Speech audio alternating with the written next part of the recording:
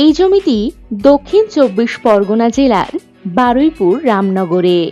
Baruipur railway station থেকে ৮.৫ kilometre বা ২৩ minute দূরত্বে এই জমিটি।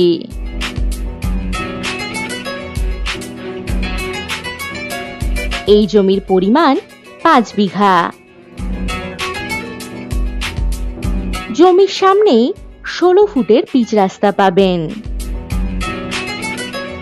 জমির ঠিক পিছনেই ভেলোর হসপিটালের কাজ চলছে।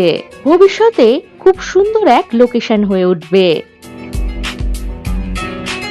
বারুইপুর টু ক্যানিং রোড থেকে ৩০০ মিটার দূরত্বে এই জমিটি।